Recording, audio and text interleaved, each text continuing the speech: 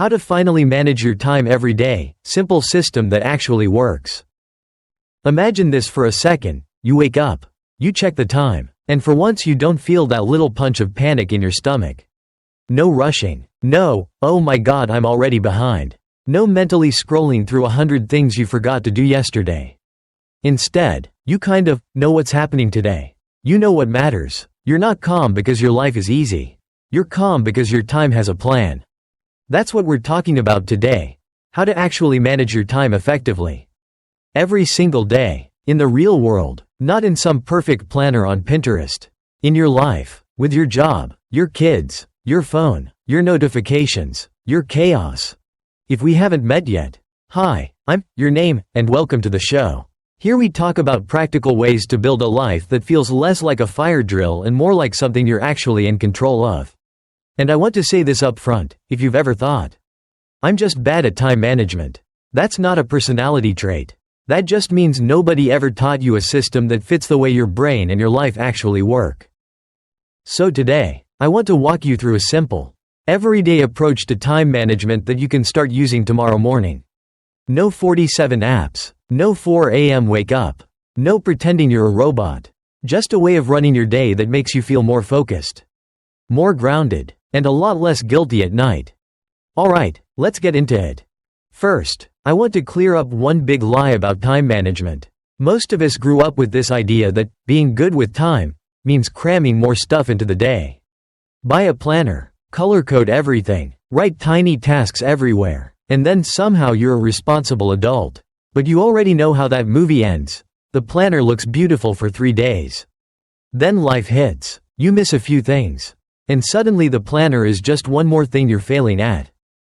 Real-time management is not about cramming more into your day. It's about making sure the right things actually happen.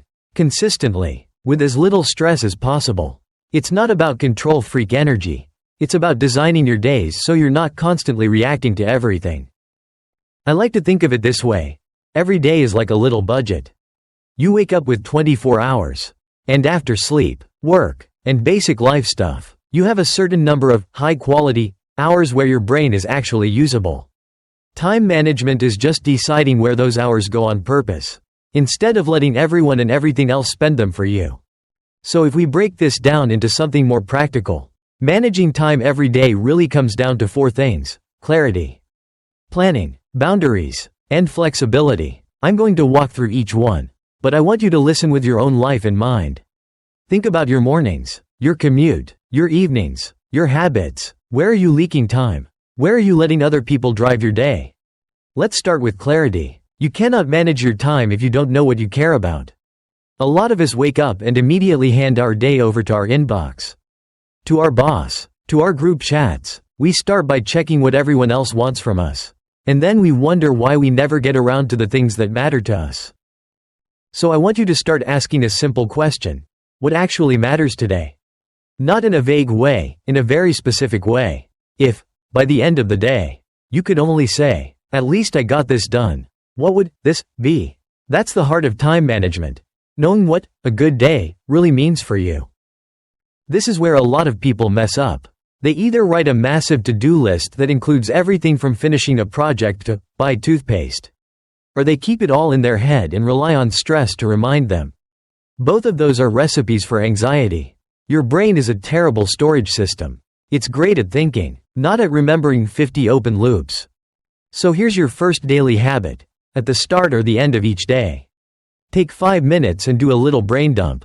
Get everything out of your head and onto paper or into a note on your phone. Work tasks, home tasks, random things you're worried you'll forget. Just dump it, then ask yourself, out of all this, what are my top 3 for tomorrow? I'm serious about that number. Not 10, not 8, 3 meaningful things that, if you got them done, would make you feel like the day actually moved forward. You're allowed to do other things too. But those are your non-negotiables. That little move, choosing your big 3, is the foundation of time management. Because it gives your day a direction instead of a blur. Once you have clarity, we move into planning. Time management without planning is basically hope. And hope is not a strategy. Now, I don't mean you need a minute-by-minute plan for your entire day. That falls apart the second something unexpected happens. What you do need is a loose, realistic structure that tells your brain, here's roughly when things are happening. Think about your day in blocks, not in individual minutes. Most people repeat the same pattern: mornings, midday, afternoon, evening. Your job is to decide, in advance, what kind of work lives in each block. For example, maybe you know your brain is sharpest in the morning.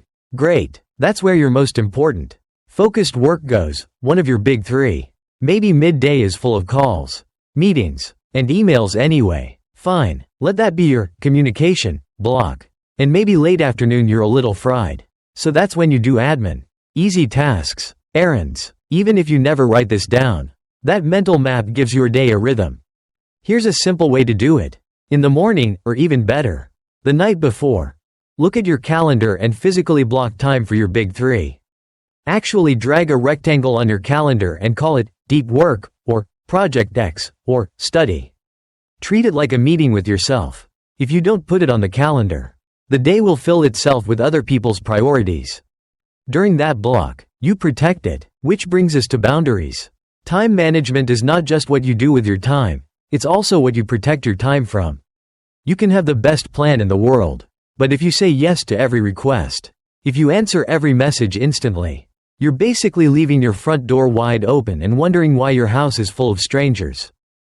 We're not talking about becoming rude or unreachable. We're talking about being intentional. It's perfectly okay to say, I can't get to this right now, but I can look at it after lunch. Or, I'm heads down on something important. Can we talk at 2?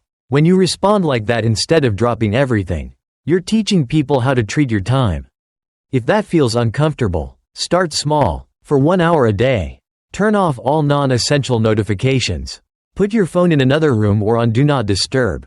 Close your email tab. Tell yourself, for this 1 hour, I'm allowed to pay attention to only one thing. You'd be amazed what one focused hour can do. A lot of people say, I don't have time, but what they really mean is, my time gets hijacked all day long. Boundaries are how you take some of that back. And then there's flexibility. This one's important, especially if you're a perfectionist. Time management is not about creating a perfect schedule and then beating yourself up when real life doesn't follow it. Real life never follows it. The goal is not perfection, it's direction. You're just giving your day a default plan so that when things go wrong, you have something to adjust. When something unexpected pops up, a sick kid, an urgent call, a last-minute meeting, don't throw the whole day in the trash.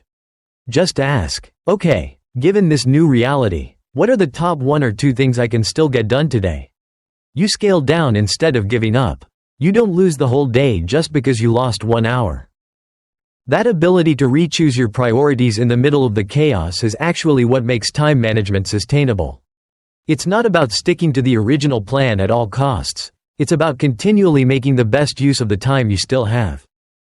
Now, I want to talk about something that quietly destroys a lot of people's days: tiny time leaks. These are the little 10-minute pockets you don't even notice. Checking your phone in bed. Scrolling for just a second. Bouncing between tabs. 1 or 2 of those is not a big deal. But 10 of them? That's your entire evening. You don't have to become some monk who never looks at their phone. But you can start being a little more conscious. For example, instead of checking social media all day, give it a specific little block. Okay, when I finish this task, I get 15 minutes to do whatever. Now it's a break you chose, not a reflex that runs your life. The same goes for email. Email will expand to fill all available time if you let it. Try checking it in specific windows, maybe mid-morning, after lunch, and late afternoon, instead of having it open all day like a slot machine. Outside of those windows, close the tab. You're allowed. You're not the emergency room. People can wait an hour. Let's zoom back out for a second. What does an effective time-managed day actually look like in practice? It doesn't look like you being hyper-productive every single minute. That's not real. It looks more like this. You start the day knowing your big 3. You have 1 or 2 blocks on your calendar where those big 3 actually live. During those blocks, you protect your focus. Around them, normal life happens.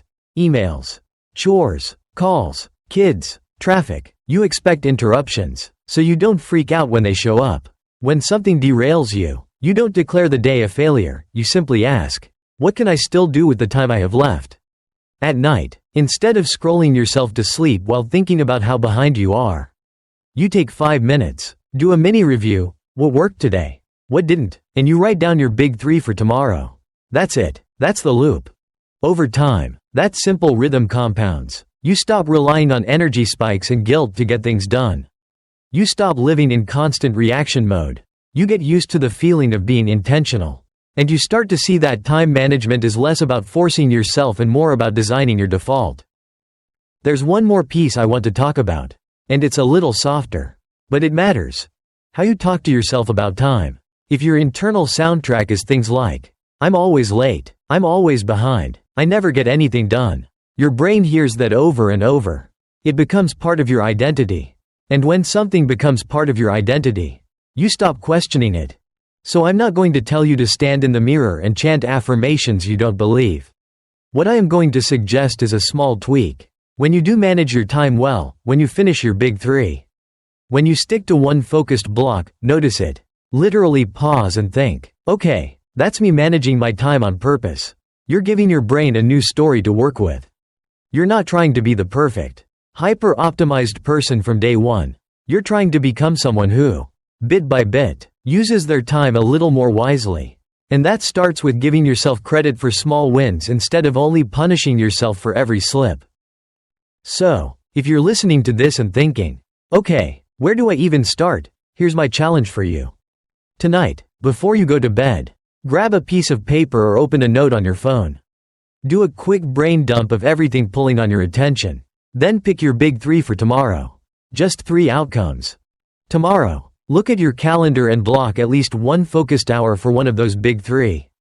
In that hour, turn off your notifications, close the extra tabs, and give your full attention to that one thing. When the hour is done, you're allowed to feel proud. Even if the rest of the day is messy, you already did one thing differently.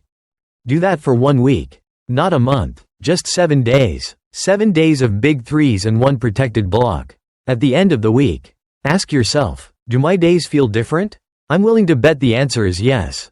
Maybe you don't have everything figured out, but you'll feel just a little more in charge of your time. And that feeling is addictive in the best way.